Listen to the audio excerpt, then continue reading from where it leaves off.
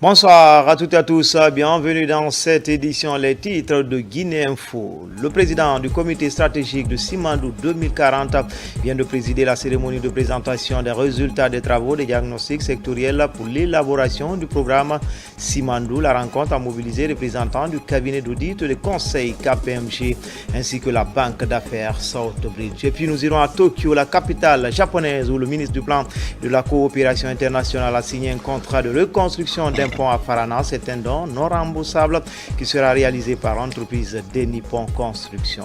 Enfin, nous irons également à Dalaba, considéré comme la Suisse de l'Afrique, pour admirer certains attraits de cette préfecture qui a très tôt marqué le colon. Nos reporters nous amènent à la découverte des paysages fascinants de Dalaba. C'est le reportage grand format de cette édition. Voilà pour le sommaire. Encore une fois, bonsoir à tous.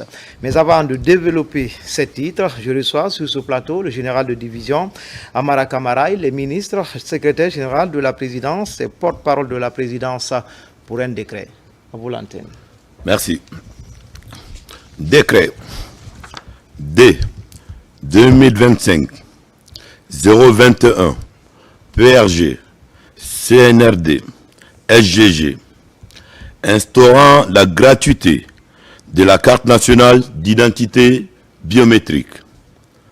Le président de la République, vu la charte de la transition, vu la loi L 2013-044 CNT du 12 janvier 2013 portant statut spécial de la police nationale, vu la loi L 2018-025 AN du 3 juillet 2018 portant organisation générale de l'administration publique, vu la loi L 2019-027 AN du 7 juin 2019 portant statut général des agents de l'État, vu la loi L 2023-019 CNT du 25 octobre 2023 portant identification des personnes physiques en République de Guinée, vu l'ordonnance O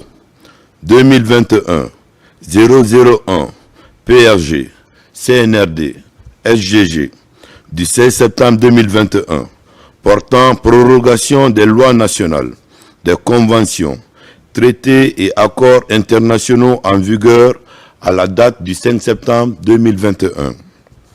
Vu le décret D 2021-261 PRG CNRD SGG du 30 décembre 2021 portant mission et organisation du ministère de l'administration du territoire et de la décentralisation. Vu le décret D 2022-581 PRG CNRD SGG du 13 décembre 2022 portant attribution et organisation du ministère des Affaires étrangères, de l'intégration africaine et des Guinéens établis à l'étranger.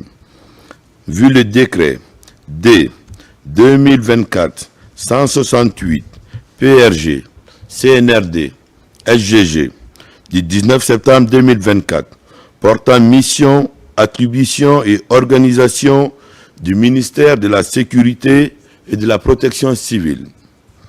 Vu le décret D 2024-044 PRG CNRD SGG du 27 février 2024 portant nomination d'un Premier ministre chef du gouvernement.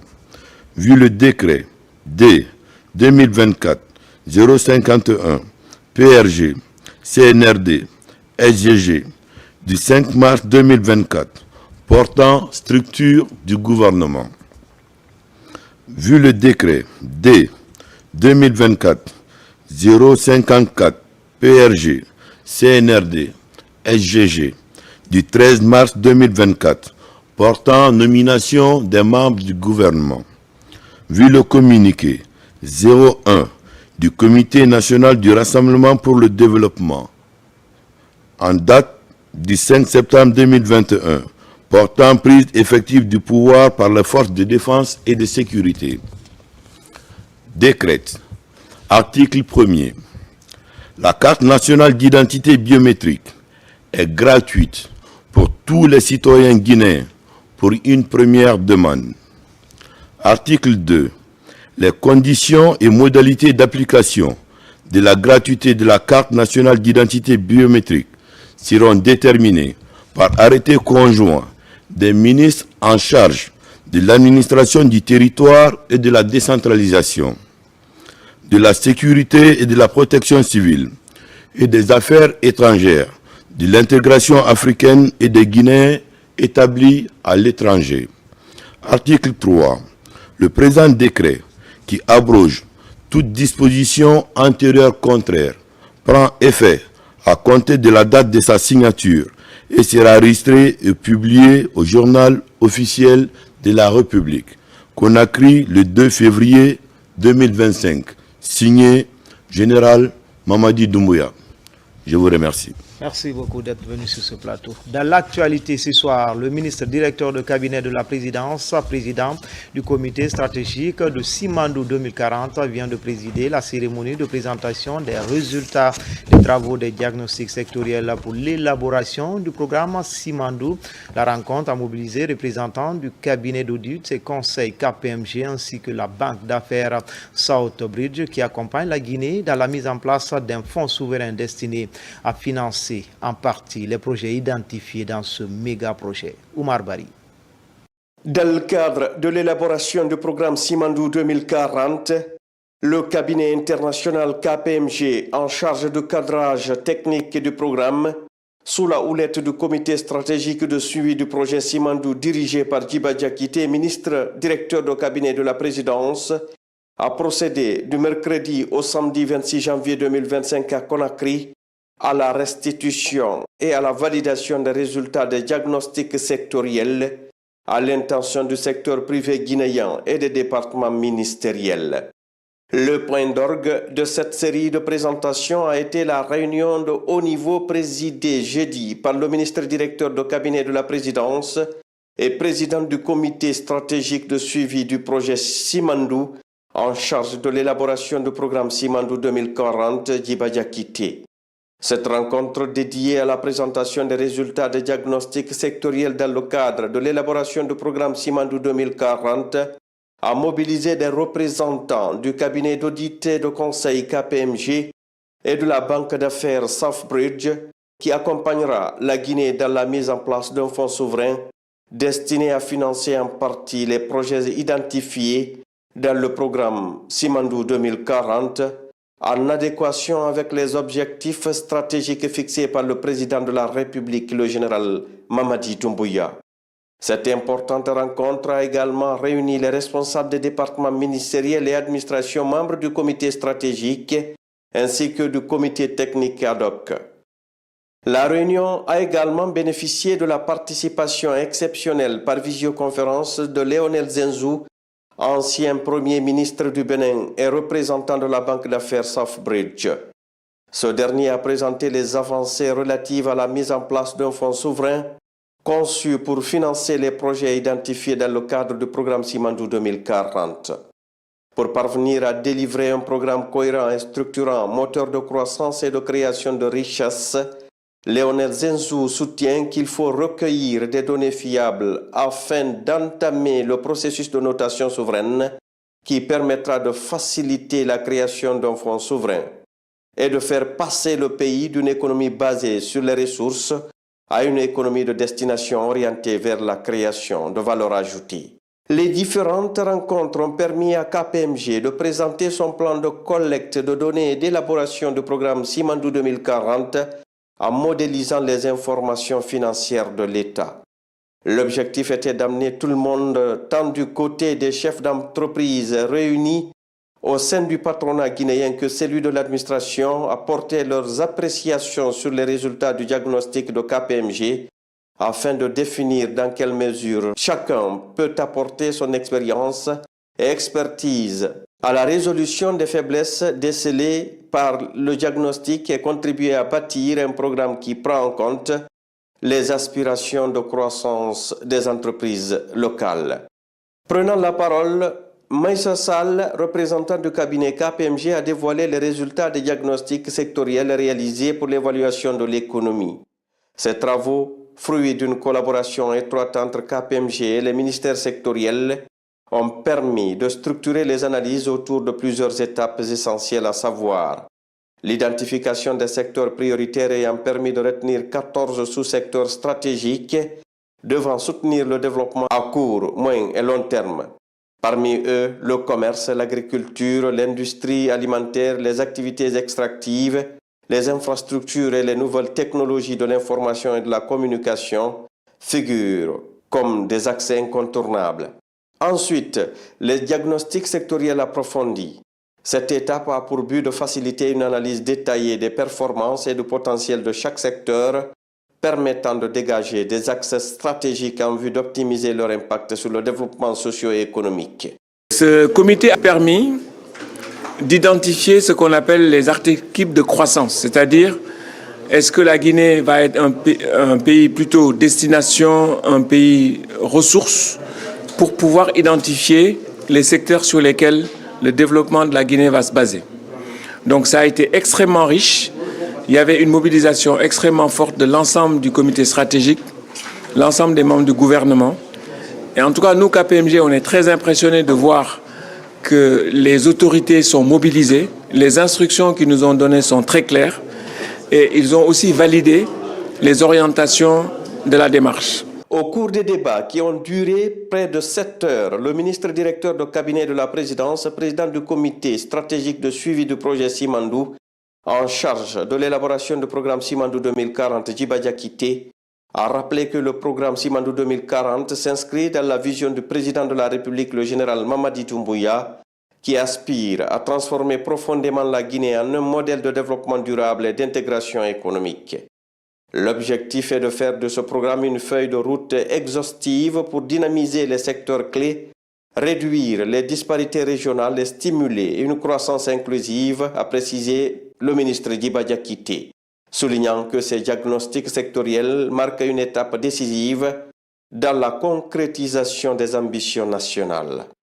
Pour lui, les travaux menés sur le terrain sont cruciaux pour structurer les bases d'un développement durable car chaque action, chaque projet devra refléter l'engagement du président de la République à bâtir une Guinée prospère et équitable. Nous avons noté avec beaucoup d'attention les 4 secteurs prioritaires de ces différentes phases de votre travail qui marquent la fin de la première phase de ces travaux.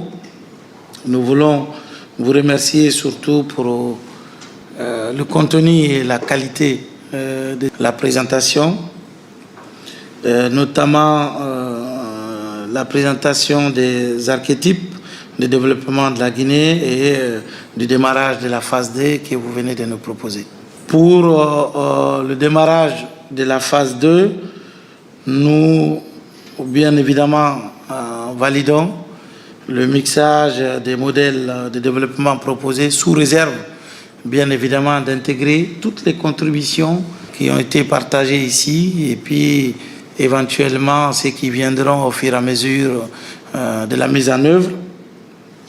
La Guinée veut bien évidemment être le hub financier, logistique, minier, touristique et agricole. Nous avons noté avec beaucoup d'attention, en tout cas, le profil proposé pour la mise en œuvre du programme, voir la Guinée en tant qu'une économie des ressources, mais également des destinations. Le temps, c'est notre ennemi, et donc il serait vraiment appréciable de continuer à accélérer la finalisation de ces prochaines étapes pour l'élaboration du programme de développement socio-économique durable et responsable Simandou 2040. Nous vous réitérons au sein du comité stratégique de Simandou notre engagement et vous pouvez en tout cas compter sur nous et surtout compter sur l'accompagnement de tous les membres du gouvernement pour l'accomplissement de vos travaux. Nous apprécions bien évidemment le niveau de mobilisation et surtout l'engagement, l'abnégation que nous voyons au quotidien et je pense que C'est le témoignage également du fait que du côté du gouvernement aussi, il y a de tels enthousiasmes parce qu'on voit des conseillers à côté de nous, des cabinets qui sont bien engagés et qui croient, parce que c'est surtout ça, à ce programme visionnaire du chef de l'État pour pouvoir contribuer à un programme de développement de la Guinée pour les 15 prochaines années, dans sa première phase, bien évidemment. Nous pensons également, encore une fois, que ce programme doit pouvoir intégrer une vision de pouvoir mettre en place un fonds souverain, mais également un préalable qui serait de pouvoir faire la notation de la dette souveraine de la Guinée et puis finaliser l'implémentation proprement dite du programme Simandou 2040. La conviction du chef de l'État, encore une fois, c'est qu'il n'y a pas de développement sans éducation. L'éducation qui intègre notre culture au centre.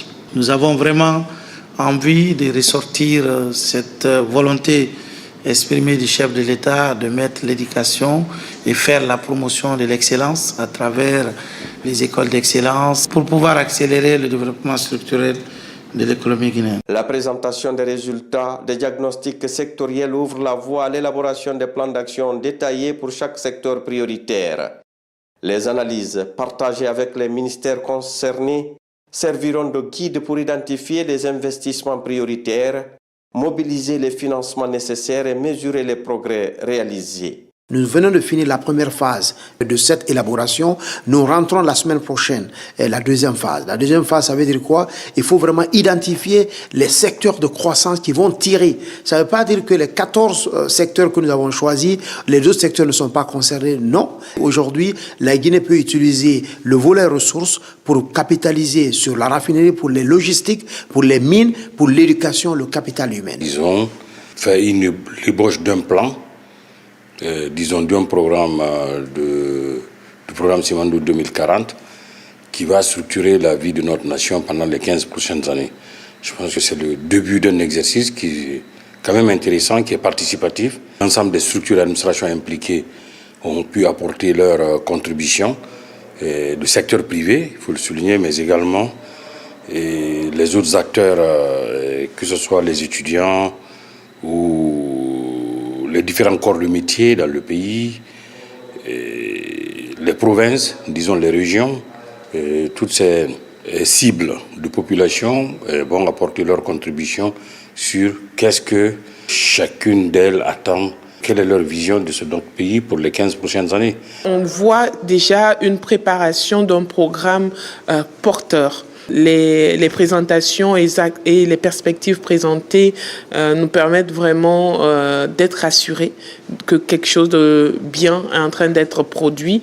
Nous félicitons les acteurs déjà du comité stratégique Simandou qui ont été accompagnés par les différents cabinets de renommée internationale pour pouvoir parvenir à ce beau programme qu'on aura la chance de partager à tous nos concitoyens. Nous avons assisté à la présentation des résultats de diagnostic des 14 secteurs prioritaires, dont le secteur de l'habitat, de l'aménagement du territoire et de l'urbanisme. C'est un secteur où d'abord il y a un déficit en termes de données et pour pouvoir adresser suffisamment la question, mais également il est ressorti clairement que à l'issue de l'élaboration de ce programme de développement socio-économique durable, aujourd'hui notre pays est à moins de 40% du taux d'urbanisation, ce qui permettra d'être assez rehaussé et permettre désormais aux citoyens de pouvoir se loger, mais permettre également aux ménages à faible revenu de pouvoir disposer de logements. Nous sortons très satisfait de cette rencontre au cours de laquelle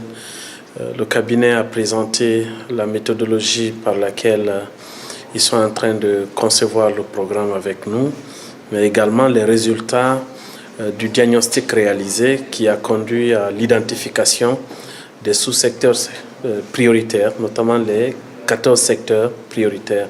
Ce qui est intéressant dedans, c'est les critères de sélection, de priorisation, qui sont très rationnels, très structurés, avec toute une modélisation scientifiquement bien conçue qui rassure quant à la solidité n'est-ce pas, et l'efficacité de la pertinence du programme qu'on est en train de concevoir, qui rime sur les grandes orientations stratégiques du chef de l'État, notamment la création d'un programme qui construit le véritable pont vers la prospérité des Guinéens. En s'appuyant sur des cabinets, conseils et banques d'affaires de réputation internationale tels que KPMG, Rothschild et Southbridge, la Guinée se dote des outils nécessaires pour transformer ses ambitions en réalité dans le cadre de la mise en œuvre de Simandou 2040. Un programme qui se dessine ainsi comme une véritable boussole pour guider la Guinée pour un développement durable et responsable pour les 15 prochaines années. Grâce à l'engagement de ses firmes sous la direction du comité stratégique, la Guinée est en bonne voie pour réaliser un programme qui pourrait changer le visage du pays pour les décennies à venir. Notre pays, sous le leadership du président de la République, son Excellence le général Mamadi Doumbouya, va construire un avenir où ses ressources naturelles ne seront pas seulement un atout économique, mais plutôt un catalyseur pour un développement durable, responsable et inclusif. Nous vous l'annoncions depuis hier, la marche de l'unité et de la paix organisée à Kankan, un moment d'intense communion pour renforcer la fibre patriotique autour des grands enjeux de développement et de vivre ensemble, avec en première ligne le programme Simandou 2040. Les populations étaient mobilisées partout en Abaya pour défendre les idéaux du CNRD et de son président. Des préoccupations sont dévoilées pour accompagner le général Mamadi Doumbouya. RTG Kankan, Diamo Kaba. Dans les rues de Kankan, l'effervescence atteint des sommets. Une gigantesque marche de l'unité et de la paix mobilise tout le pays pour un moment de partage et de convivialité. Il s'agit d'un temps de liesse collective pour célébrer le grand défenseur de la promotion des vertus de solidarité, général Mamadi Doumbouya. Les messages mettent en lumière le soutien indéfectible du peuple de Guinée envers les réformes engagées par le président de la République. C'est une grande fierté pour nous, en tant que fils de Banankoroda, de voir toute cette masse derrière nous se mobiliser comme un seul homme pour soutenir son fils, son frère, le général président Mamadi Doumbouya. Donc cela dénote un peu de l'adhésion totale de la population de Kankan aux idéaux du général président Mamadi Doumbouya. Nous continuerons à nous inscrire dans cette dynamique en faisant des sensibilisations, des explications au niveau de tous les acquis qui ont été réalisés sous le leadership du général président Mamadi Doumbouya, et longue vie à lui. En première ligne de cette course à pied, le ministre, secrétaire général de la présidence, général Amara Kamara, en compagnie de plusieurs ministres de la République, dont celui de l'information et de la communication, Fana Souma. Les slogans raniment la flamme de reconnaissance pour afficher la volonté collective. Dernière destination, la place des martyrs de Kankan, pour dire oui au chef de l'État, général Mamadi Doumbouya. Sur cette place publique, de l'ambiance pour parler d'une seule voix autour de la continuité. L'heure n'étant plus à la démagogie et au discours creux, je termine mon propos en renouvelant mon engagement et celui de la population de Kankan-Nabaya à l'homme du 5 septembre 2021 pour engranger de nouvelles victoires afin d'assurer à la nation guinéenne des lendemains meilleurs. À toutes et à tous, ainsi au nom de la population de Kankan et à mon nom personnel, nous invitons du haut de cette tribune le président de la République, général Mamadi Doumbouya, de se porter candidat aux futures élections présidentielles pour sauver notre pays. Candidat Doumbouya, candidat Doumbouya, candidat Doumbouya, candidat. Je veux adresser un remerciement particulier à notre maman, celle que nous appelons affectueusement la maman nationale, de recevoir toutes ces filles et fils dans le Nabaya que nous aimons. Votre mobilisation aujourd'hui est un cri fort et clair. C'est le cri d'un peuple qui dit à son président: nous croyons à votre vision globale et intégrée de l'État. Nous croyons à votre projet de société. Nous croyons également en notre Guinée nouvelle et prospère sous votre leadership. En réponse, je vais vous dire, notre président est prêt à tout donner pour ce pays. C'est le sens de son combat. Son patriotisme n'échappe désormais à personne. À travers cette mobilisation, nous comprenons à quel point vous êtes attachés à votre fils, à votre frère, à votre compatriote, à votre président, le général Mamadi Doumbouya.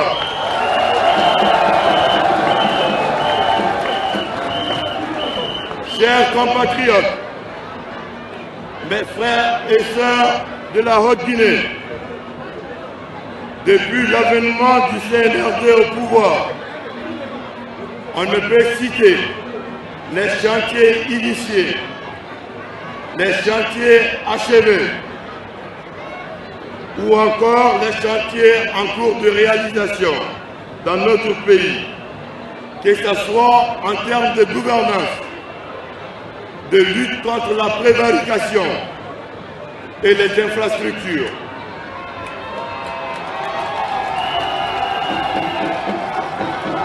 Le président Doumbouya a décidé d'orienter son engagement et ses actions vers l'édification de notre pays en mettant l'accent sur les résultats concrets. En ce sens, permettez-moi de faire un point et citer quelques travaux en cours rien qu'à Kankan. Il y a le projet de réhabilitation de l'aéroport, la construction et le bitumage de la route nationale RN7 Conakry, plutôt Kankan, Mandjana, fleuve Sankarani.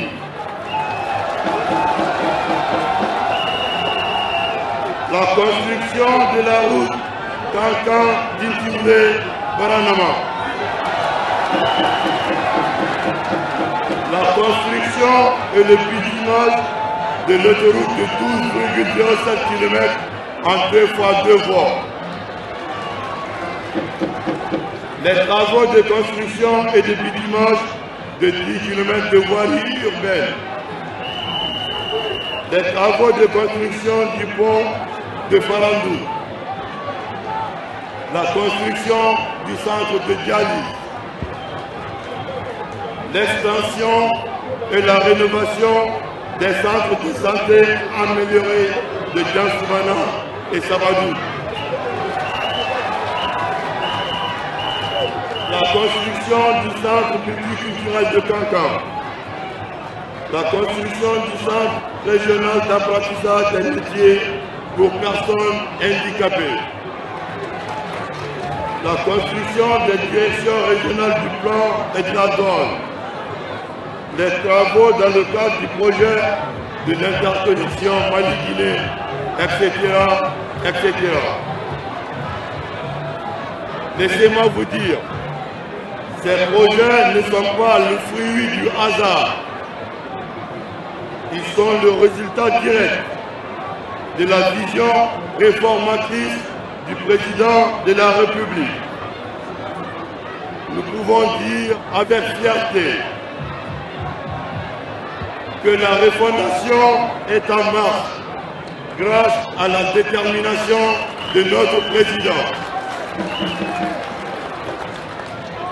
Mais il faut aussi reconnaître qu'il reste encore beaucoup à faire au regard de l'héritage catastrophique que nous ont laissé les vendeurs de rêves et d'illusions. Sous le leadership du président Mamadi Doumbouya, nous devons continuer à bâtir les bases solides de notre Guinée de demain, celle qui permettra à chacun de se sentir fier, de se sentir protégé, où les ressources du pays profiteront à tous ses enfants. Sous le leadership du président Mamadi Doumbouya, nous continuerons à bâtir ensemble et de renforcer les secteurs vitaux pour le bien-être de tous. Voilà le seul projet qui tient à cœur notre voyant président. Massivement mobilisés, les populations venues de partout à travers le pays réaffirment le soutien de leur organisation au général Mamadi Doumbouya et leur adhésion à la dynamique du changement soutenue par des actions concrètes en matière de gouvernance. L'INOG est 100% derrière le président Mamadi Doumbouya. Depuis à son arrivée à cette tête de ce pays, il a toujours œuvré à supporter l'INOG dans ses travaux et nous le supportons à 100%. Les cadres de la région administrative de Kankan, sous la coordination de M. le gouverneur, soutiennent le président de la République, le général Mamadi Doumbouya, non seulement pour les travaux qu'il a engagés dans toutes les préfectures de la Guinée, mais aussi pour le fait qu'il est en train de lutter contre le vol, le détournement et la corruption dans notre pays. C'est très important. Nous lançons un appel solennel au CNRD, aux membres du gouvernement, au général Mamadi Doumbouya, que le peuple a décidé que c'est lui qui soit le candidat de la République de Guinée.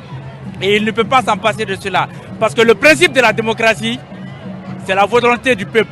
Et si le peuple aujourd'hui décide que c'est Mamadi Doumbouya qui doit être le candidat potentiel pour l'émergence de la Guinée, pour le développement de la Guinée, il ne peut s'en passer de cela.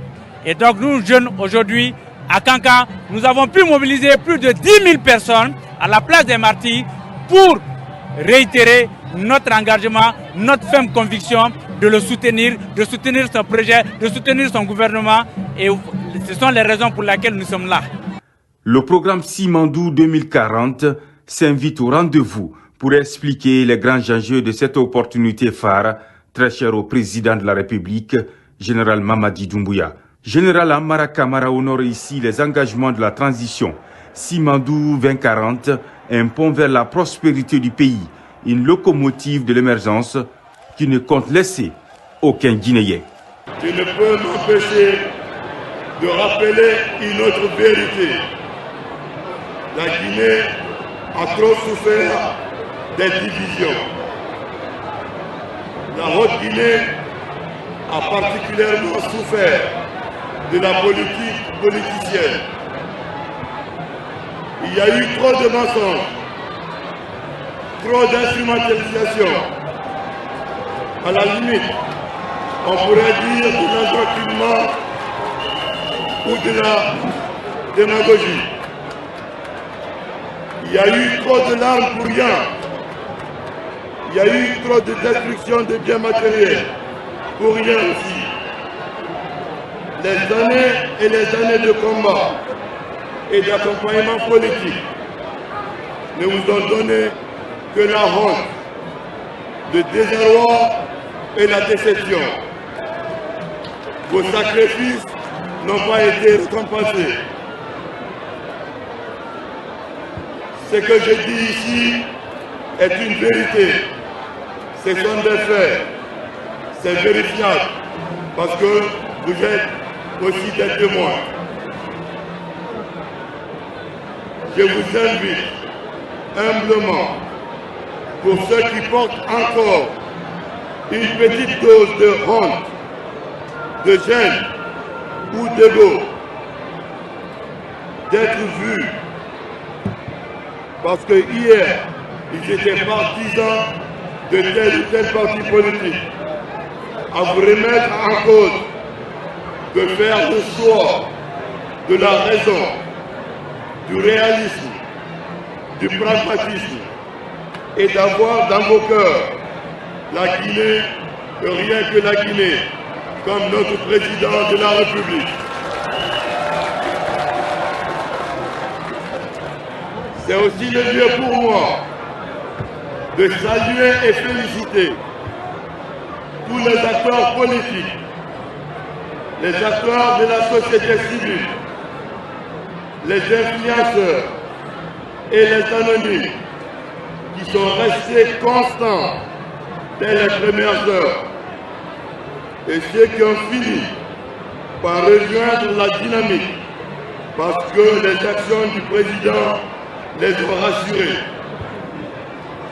Aujourd'hui, l'heure n'est plus à la division, l'heure est à l'unité, à la réconciliation, à la solidarité. Nous devons continuer à bâtir les bases solides de notre Guinée de demain, celle qui permettra à chacun de se sentir fier, de se sentir protégé, où les ressources du pays profiteront à tous ses enfants. Sous le leadership du président Mamadi Doumbouya, nous continuerons à bâtir ensemble et de renforcer les secteurs vitaux pour le bien-être de tous. Voilà le seul projet qui tient à cœur notre vaillant président.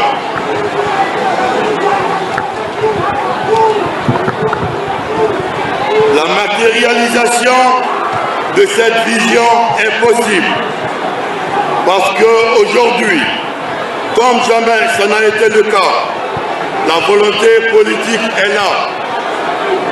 Il y a un chef, une vision et un programme.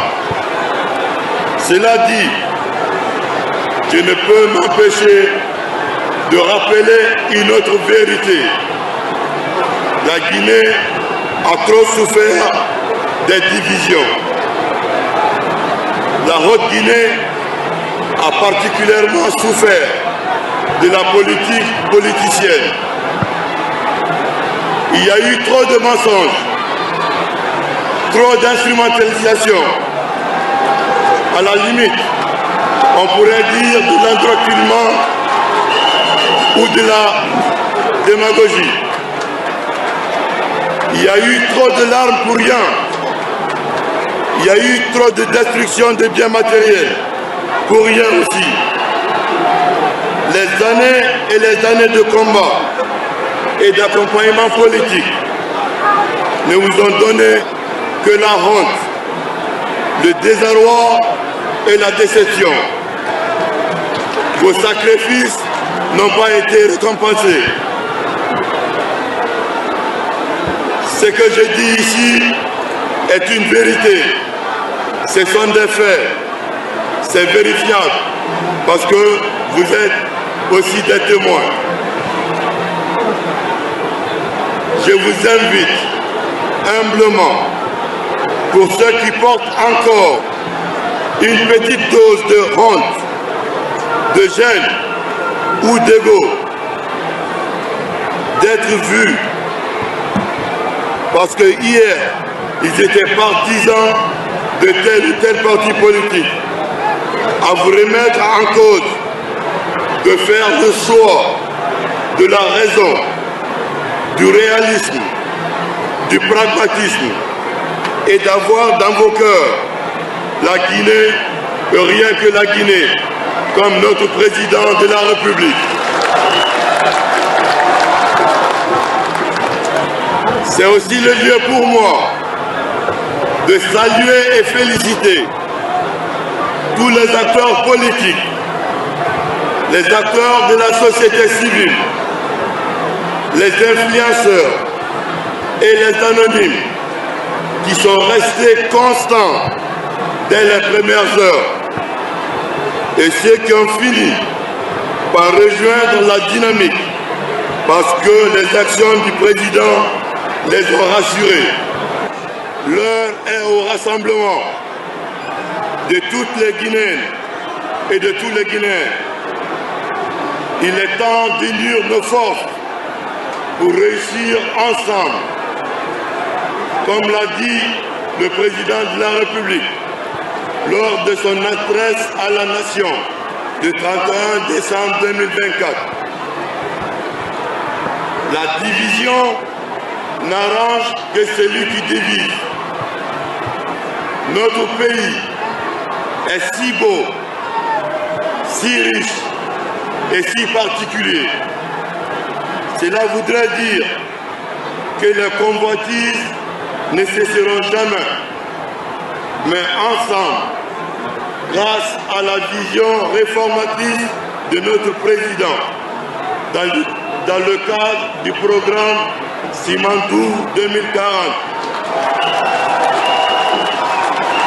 la prospérité est à nos portes.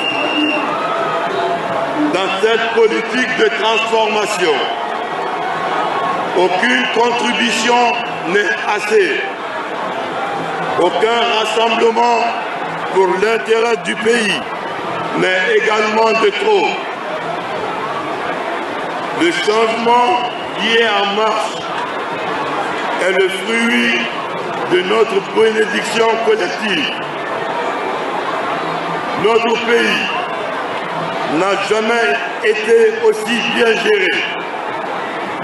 Notre pays n'a jamais été aussi bien respecté dans le monde. Et nous sommes fiers de ce qui a été accompli ensemble. Dans la perspective des échéances électorales à venir, l'aura de notre champion, le président Mamadi Doumbouya, son aura fait si heureusement peur à certains.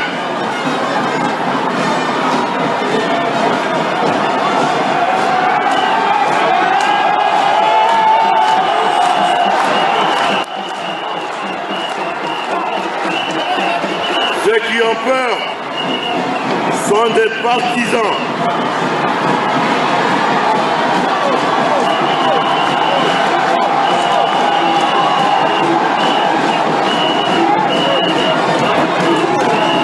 Ceux qui ont peur sont les partisans ou les acteurs de l'état de déliquescence dans lequel notre pays était plongé.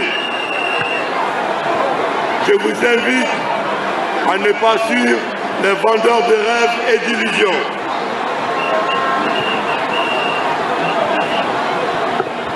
Ils sont pour certains en perte de vitesse et pour d'autres en perte de repère. Je le dis ici et je le répéterai au besoin. C'est vous, peuple, à chacun d'entre vous, et rien que vous, que revient la légitimité de décider de l'avenir du pays.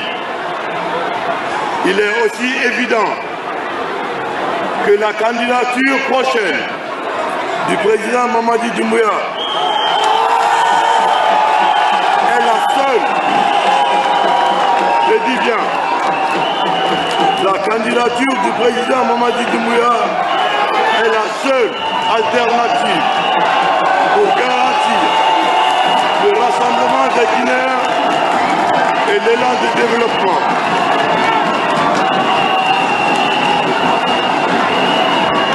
Si votre souhait, écoutez,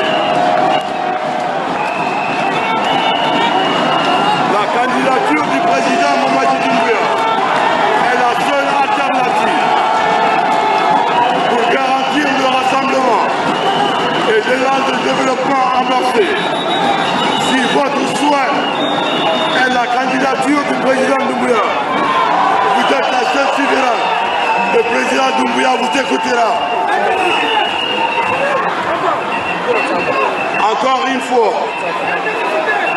merci à vous tous pour votre soutien, pour votre engagement et pour votre amour pour la Guinée et pour votre fils.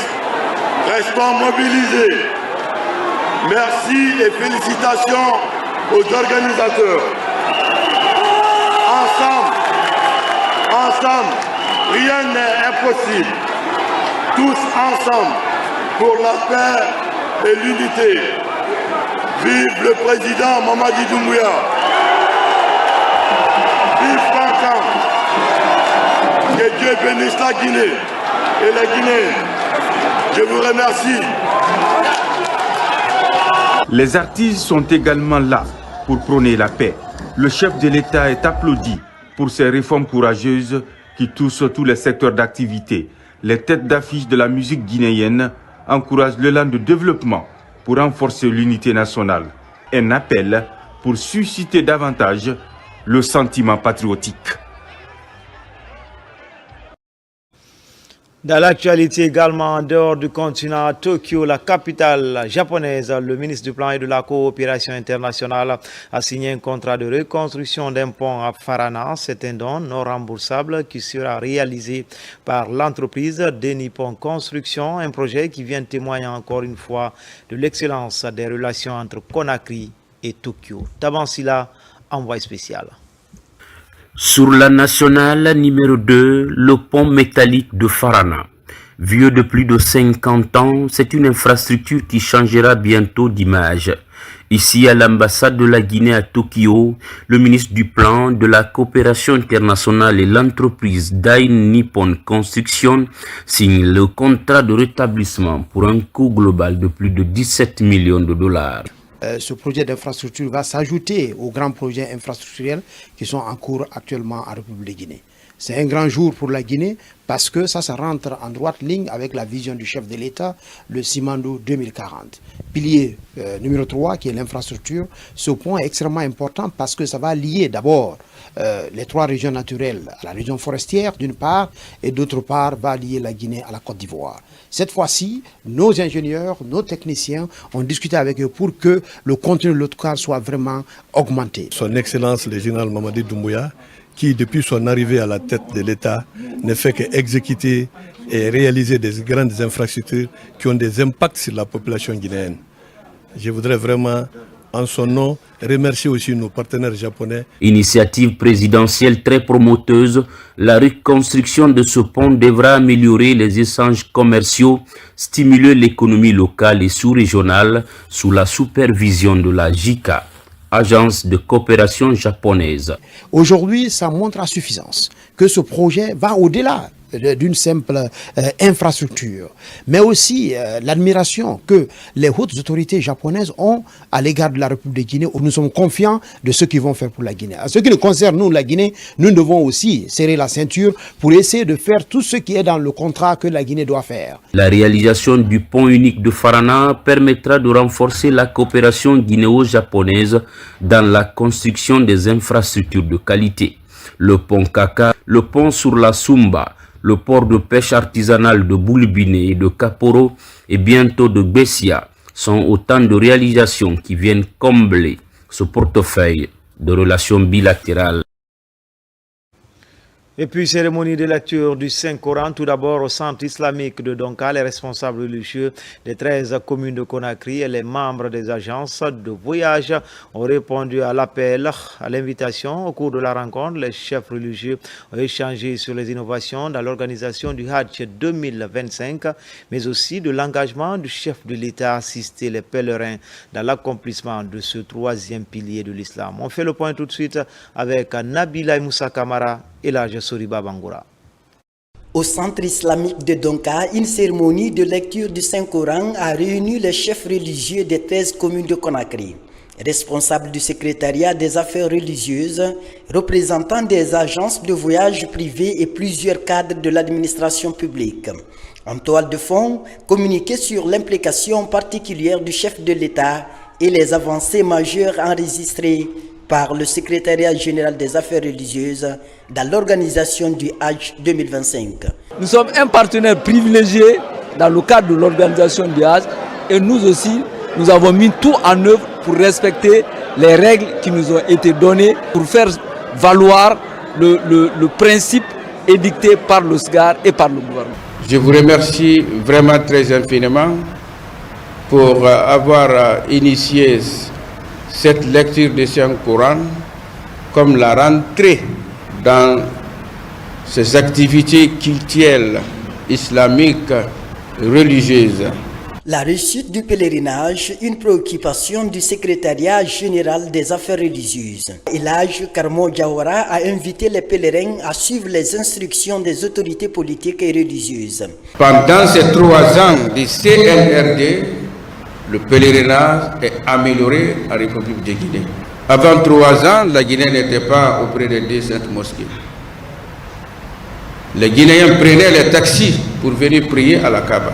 Il faut acclamer ça pour le général. C'est grâce de son attachement pour le bien-être des pèlerins. Il est de nos obligations de communiquer ça au peuple de Guinée. Pour mieux représenter la Guinée dans les lieux saints de l'islam et accomplir fidèlement le Hajj, les chefs religieux recommandent aux pèlerins le respect des principes et la bonne pratique de cet autre pilier de l'islam. Wajifa 2025 à la grande mosquée de Dinguiraye, la Cité Sainte.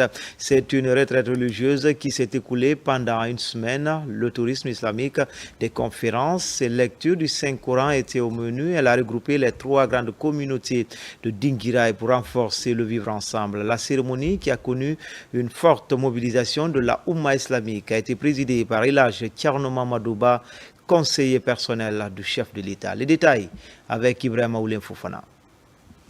Le conseiller personnel du chef de l'État, Elhadji Thierno Mamadou Ba, TMB, au cœur de cette retrouvaille religieuse, Wazifa 2025, avec pour thème la spiritualité islamique comme voie vers l'atteinte de la paix intérieure, de la quiétude sociale et du développement économique. Devant cette initiative lancée depuis le 25 janvier, l'association Doudal Bama. Doudal, ça veut dire que c'est le lieu où tous les enfants se retrouvent pour apprendre à lire l'école coranique avec les planchettes à haute voix, que ce soit le matin, que ce soit le soir et bientôt la nuit. Donc c'est l'ensemble de ces élèves-là qui se sont réunis, qui ont dit qu'ils vont essayer de remonter encore ces systèmes d'antan qu'on appelle le Doudal. En fait, Wajifa, c'est en sorte une façon d'implorer la grâce de Dieu. C'est une wirdou. C'est ici, à la grande mosquée de Dinguiraye, où les 7 jours d'activités religieuses se bouclent devant des leaders religieux et des invités de marque comme le conseiller personnel du président, Elhadji Thierno Mamadou Ba, TMB. Des concours de cantiques islamiques et des lectures plurielles du livre saint ont mis point final à ce rendez-vous placé sous la haute autorité des 3 grandes communautés, notamment Toro, Yirla et Djenar. On a fait une semaine dans les sous-préfectures. On a sillonné toutes les sous-préfectures de Dinguiraye. Et vraiment, ce qu'on a trouvé sur le terrain, vraiment, ça réconforte. Les bénédictions qui se font, vraiment, c'est pour l'entente et pour la paix sociale, parce que le Tidjania, vraiment, c'est la paix. Cette retrouvaille de spiritualité islamique lancée depuis 7 jours a touché toutes les sous-préfectures de Dinguiraye. Ce fut un cadre de promotion du vivre ensemble et des prières et bénédictions en faveur du chef de l'État, le général d'armée Mamadi Doumbouya, et pour toute la Guinée. Enfin, tourisme, destination d'Alaba, considérée comme la Suisse de l'Afrique. La cité a abrité récemment le lancement de la saison touristique 2024-2025. 3 mois après cet événement, on y retourne pour admirer certains attraits de cette préfecture qui a très tôt marqué le colonne. Reporters Ousmane Ba et Mamadou Djoumaba nous amènent à la découverte des paysages fascinants de Dalaba. C'est le reportage grand format de cette édition, images et témoignages. De par sa nature exubérante, avec un paysage fascinant qui offre un beau temps, un climat doux et une humidité spécifique, Dalaba se révèle comme une perle dans le massif du Fouta Djallon. Très tôt attirés par cette beauté, les colons qualifient Dalaba de la Suisse africaine de Guinée. Ils s'y installent et expérimentent la plantation des arbres exotiques tels que le pin, à l'image de ce jardin appelé Jardin Chevalier du nom d'Auguste Chevalier, un botaniste français qui a expérimenté cette essence en 1908. Parti en France, il revient en 1918 et constate la réussite des échantillons. Telle est la genèse de ce jardin. La forêt a été appelée forêt des pins, c'est parce que c'est ici qu'il a essayé de la première plantation des pins. Ça ne se trouvait nulle part en Guinée. Mais c'est après que ça a réussi en 18, après la Première Guerre mondiale, il est revenu. Il a trouvé que les pins ont donné, ça a poussé. Et depuis lors, il a essayé de mettre dans les autres endroits de la ville d'Alaba, même à Pita. Les pins se trouvent à Pita actuellement. Donc après ça, en 1945, l'endroit là où nous sommes a été placé comme forêt classée. Dans le jardin, plusieurs autres espèces exotiques. Des arbres centenaires sous lesquels l'humidité crée un microclimat qui accueille si bien les visiteurs. Des arbres aux écorces odoriférantes, des feuilles au parfum qui embaument l'atmosphère. Les couloirs sont arpentés par les visiteurs. Pour cette occasion, ces motards s'offrent le plaisir de faire une parade.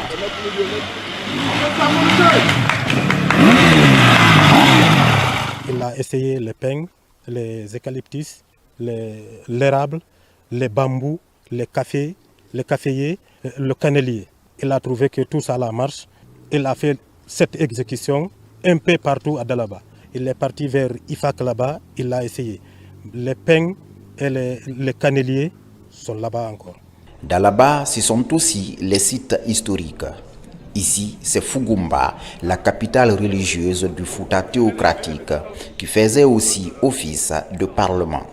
C'est l'endroit où l'on intronisait les almamis de 9 provinces appelées Diwe.